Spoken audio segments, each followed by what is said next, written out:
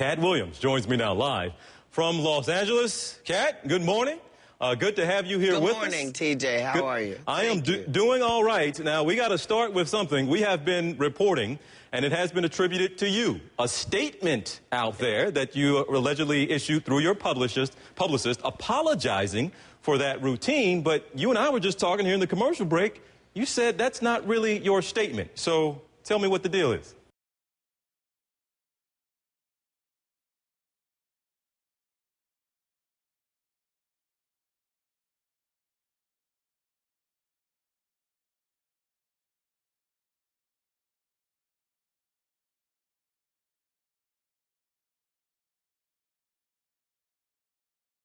What's the difference between a wet raccoon and Donald J. Trump's hair? A wet raccoon doesn't have $7 billion fucking dollars in the bank. Involved, excuse me, my turn. You said you went to Delaware State, but you forgot the name of your college. You didn't go to Delaware State. You graduated either the lowest or almost the lowest in your class. Don't ever use the word smart with me. The total initiative relative to what we're going to do with more Border Patrol and more asylum officers. President Trump? I really don't know what he said at the end of that sentence. I don't think he knows what he said either. And your father was never considered smart. He was never considered a good senator. He was only a good vice president because he understood how to kiss Barack Obama's ass. Are you ready? Can I talk? Yeah, what's the answer? Do you mind? I would like for you to answer the question. Okay, it's very simple to answer. That's why I asked it. It's very simple to, you're a nasty person. Don't be rude. I'm not going to give you a question. You are fake news. If I were running The View, I'd fire Rosie. I mean, I'd look her right in that fat, ugly face of hers. I'd say, Rosie, you're fired. You've called women you don't like fat pigs, dogs, slobs, and disgusting animals. Your Twitter account... Only Rosie O'Donnell. It's just awfully good that someone with the temperament of Donald Trump is not in charge of the law in our country. Yeah, because you'd be in jail. She's shocked that I picked her. No. She's like in a state of shock. I'm not thinking, Mr. That's President. okay. I know you're not thinking. You never do. She was big on defund the police. In Minnesota, she went out... Wait a minute. I'm talking now. If you don't mind, please. Does that sound familiar? His visceral response to attack people on their appearance, short, tall, fat, ugly. My goodness, that happened in junior high. Are we not way above that? And would we not all be worried to have someone like that in charge of the nuclear arsenal? Mr. Trump? I never attacked him on his look, and believe me, there's plenty of subject matter right there. Well, we kind of have to start. I hope that everybody saw what I just saw. If a person starts their heckling with F America, then that gives me the right to defend my country. I couldn't be anti-Mexican. My Mexican fan base is largely responsible for me even existing. So between them and the black community, it's really all I have. But I don't think I need to apologize for being pro-American. The guy said that all of this is still Mexico, and I was just giving him geography. This is America, greatest country in the world. So. Well, help us understand. So, do you not apologize for anything? We show like a 50-second clip there. No, it's like 7 or 8 minutes. Go ahead. I apologize for the fact that the word anti-Mexican is being said to a black guy in America. But you don't apologize for what you said in that studio, that stand-up. I'm not allowed to. As a stand-up, the only thing that I sell is uncensored thought. So I'm only selling them the way I think, uncensored. So I'm not allowed to then come back the next day and apologize. That's for the Tracy Morgans of the world. I meant what I said, and I said what I meant. I'm apologizing if somebody thought I was trying to be anti-Mexican. Mexicans are my friends, so Katt, why is it somebody is allowed to put out a statement apologizing on your behalf then? Sir, they put out a DVD called Katt Williams' 9 Lives while I was in jail without my permission.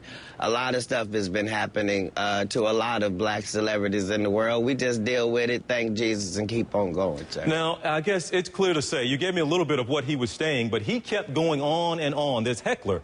Now, what was it? You said he said, F America. That certainly sets you off. But see, but go ahead. We were in Phoenix.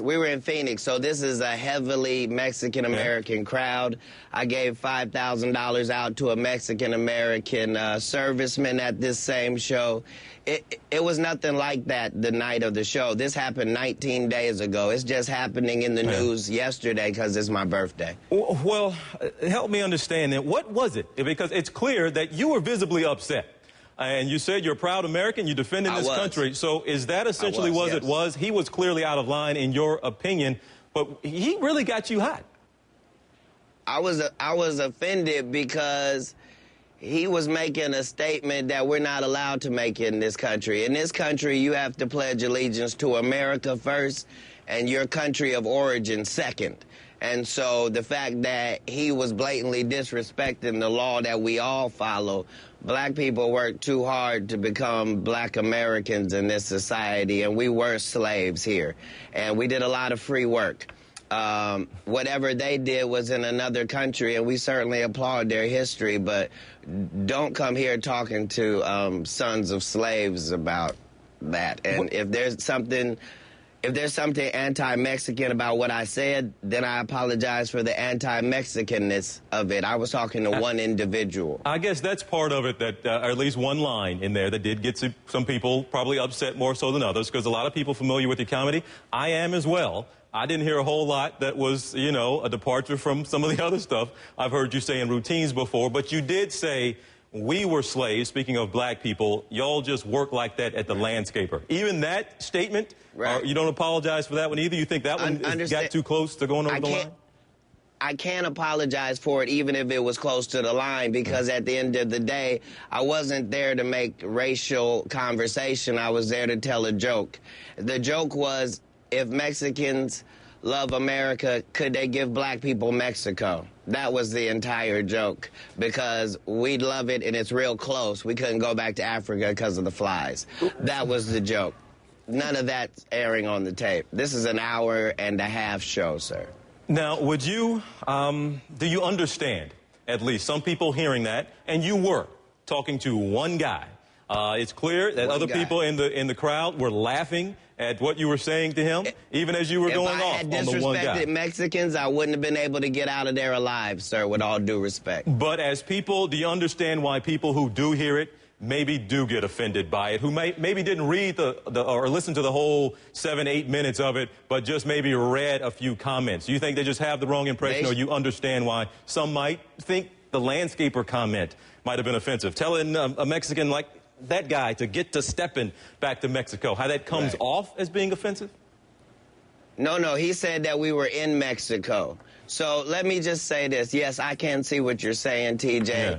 And at the end of the day, I think those people should watch more of this CNN show so they can see there are real news factors going on in this country, things we should discuss, like our president versus football, rather than worry about what a comedian's saying. If you don't like me, don't come see me. If you do like me, I'm here for you. But I love Mexicans and I love Mexican Americans. But I love America overall. Let's be very clear about that. Any concern about how people might view you down the road, how this could impact your career down the road? People might not want to book you in Texas or Arizona or California. Sir. Wouldn't that be fantastic? Let's let that happen, but let the statement be that I'm a Christian, I'm straight. All right. Well, we will leave it there. Again, I'm glad we got to clear it up, because we have been, Katt, this morning. Thank you, TJ. We have been talking about this morning an apology that Katt Williams sent out, and you're telling me that was not your apology, so that's important to note this morning. I just made my apology, TJ, live in front of CNN. Katt, good to see you. But if you enjoy California, we'll talk to you again soon back here in Atlanta. Absolutely. It is so interesting to see what technology can make us do sometimes. One of the things that is very, very important for us to do as human beings is to have reverence and respect for other people's own opinions, other people's own beliefs,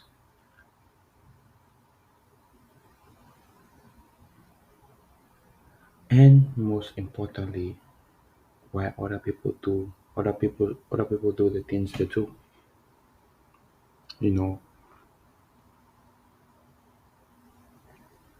just because you're a Republican and a Republican won the election doesn't mean you should do something that the other party might find not nice or might find offensive, or other party member. You know, people, you might do something with the intent of making a joke, right? But another person might find it offensive, you know.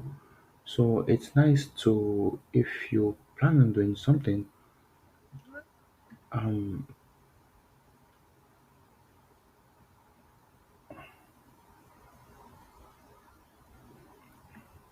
if you plan on doing something, let the audience know, or the people listening to it know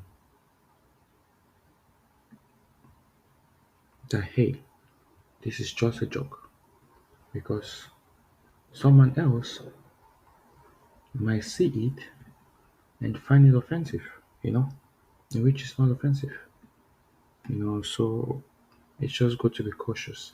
With facts like that, it's good to carry it along with you in Republican cities or states, or towns. Make sure you don't carry it along with you in Democrats' cities or towns, because somebody might get offended. It's easy for people to get offended nowadays and get mad at you for doing something in which you're just making a joke. You're not serious. You're just making a joke. So at the end of the day, what I can say is we should have reference for people's own choices, have reference for people's own beliefs, have reference for people's own opinions, and overall have reference for people. Know that they are human beings like you, and just because they don't agree with you doesn't mean they are wrong. You know, just because they don't agree with you doesn't mean they are wrong. Respect their decisions, respect their opinions, respect what they stand for, and respect who they are as a person, as an individual, as an entity. So it